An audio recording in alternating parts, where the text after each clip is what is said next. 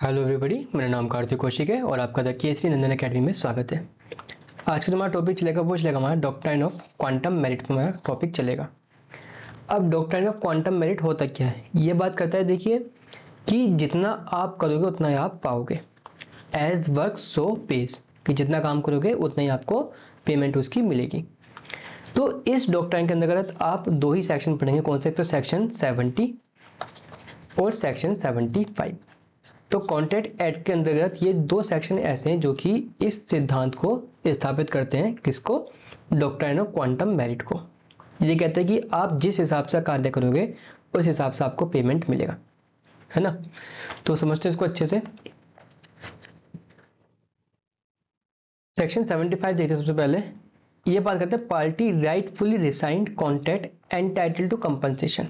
ठीक है, अब मुझे अब एक बात देखिए, अगर कोई पार्टी कॉन्ट्रैक्ट को ब्रीच करती है, ठीक है, तो क्या ऐसा हो सकता है कि वो ही कंपनसेशन पा रही है? सपोज आप और मैं हैं, है ना। तो मैंने कॉन्ट्रैक्ट क्या है, ब्रीच किया है, तो कॉन्ट्रैक्ट जो तोड़ रहा है वो मैं ही तोड़ रहा हूं और मुझे ही कंपनसेशन चाहिए। तो क्या ऐसा हो सकता है? तो वो होता है आपका सेक्शन 75 के अंतर्गत, कि अगर वो मामला सेक्शन 75 के अंतर्गत आ रहा है तो जो पार्टी कॉन्ट्रैक्ट खत्म कर रही है वही कंपनसेशन भी ले सकती है।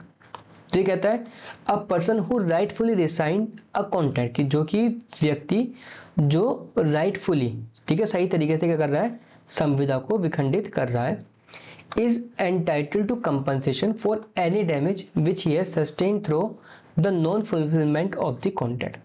तो वो क्या कर सकता है, वो जो है कंपनसेशन हर जगह ले सकता है। किस चीज के लिए? कि जो दूसरी पार्टी ने अपना परफॉर्म नहीं किया है सही से, प्रॉमिस। ठीक है, एग्जाम्पल देता हूं मैं। जैसे कि हमने एग्जाम्पल देखा था सिंगर वाला, कि ए एक सिंगर है, उसने बी के साथ एग्रीमेंट किया।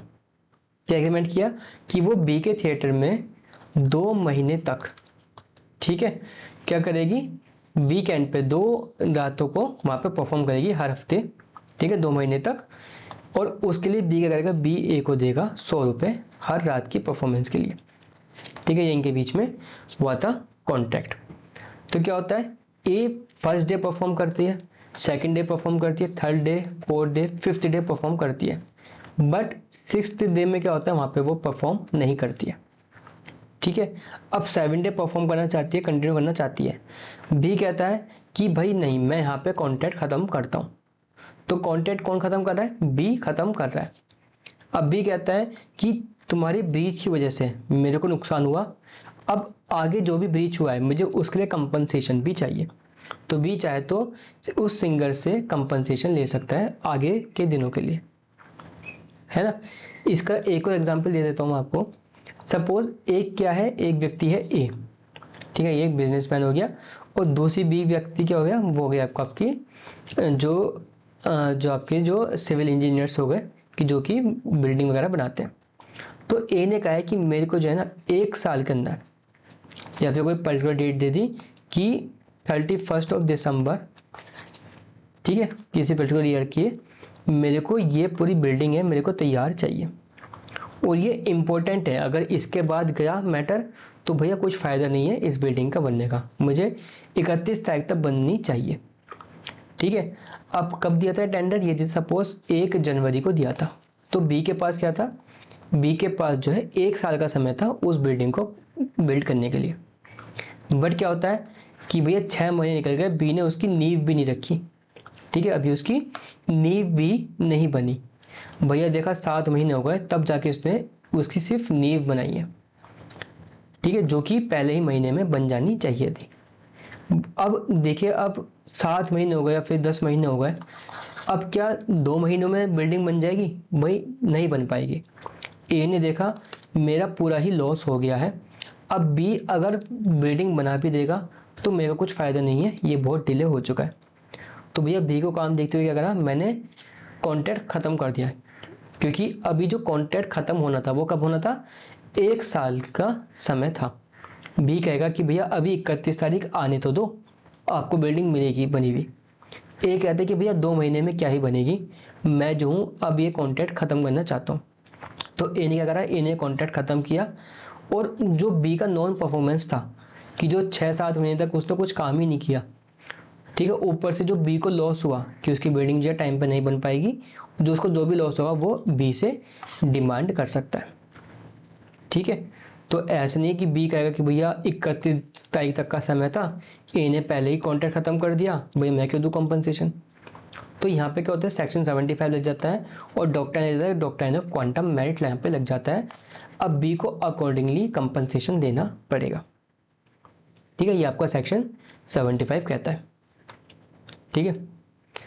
नेक्स्ट आता है आपका सेक्शन 70, ये बात करता है obligation of person enjoying benefit of non gratuitous act, जो बिना उदारवादी वाले जो आपके कार्य होते हैं, अगर उनके लिए भी कोई एक्ट होता है तो वहां पे वो कंपनसेशन ले सकता है या फिर उसको पेमेंट ले सकता है, ठीक है। ये कहता है where a person lawfully does anything for another person और delivers anything to him not intending to do so gratuitously, any such other person enjoying the benefit thereof, the latter is bound to make compensation to the former in respect of or to restore the things or done or delivered। तो ये कहता है कि अगर एक व्यक्ति ने किसी व्यक्ति के लिए कोई भी कार्य किया, फिर कोई भी चीज़ डिलीवर की है, वहाँ पर उसकी इंटेंशन क्या थी, वो फ्री में काम करना नहीं चाहता था, वो उसके लिए पेमेंट चाहता था, ठीक है। और बी ने क्या करा, अकॉर्डिंगली उस चीज को यूज कर लिया। तो अब बी ये नहीं कह सकता कि आपने तो मेरे को वो फ्री में भेजी थी, मैं उसका पेमेंट नहीं दूंगा। अब बी को पेमेंट करना पड़ेगा, ठीक है। इसका इलस्ट्रेशन देखते हैं, उससे समझ आ जाएगा आपको।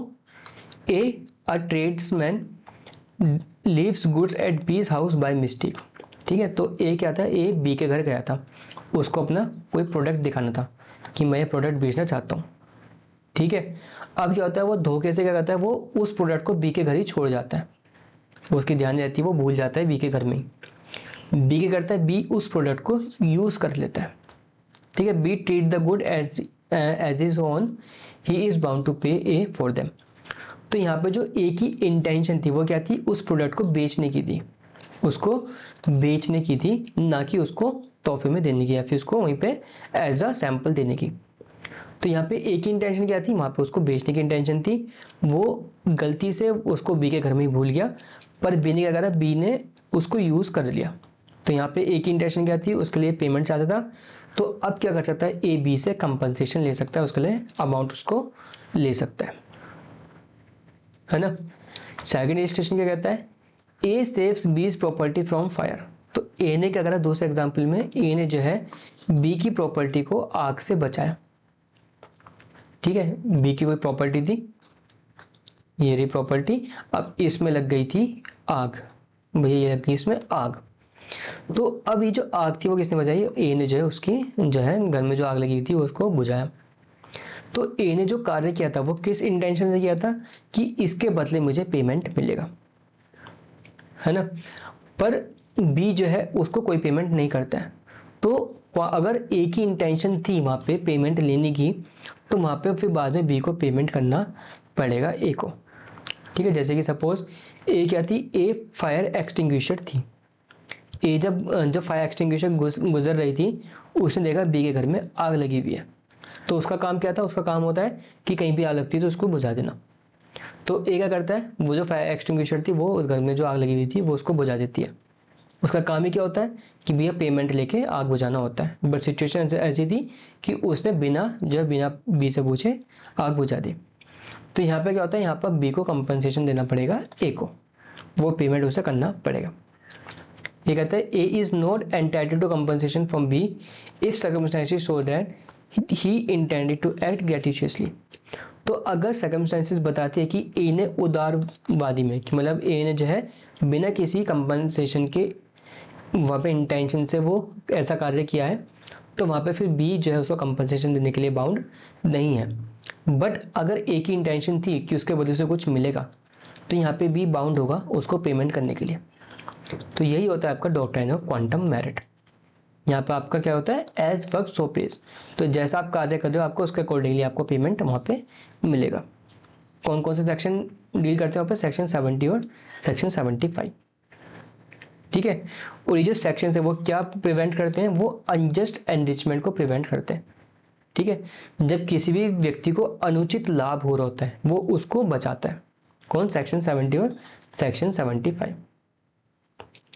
ठीक है, तो आई होप आपको समझ में आ गई हो आज की क्लास। तो मिलते हैं फिर नेक्स्ट क्लास में। Bye bye.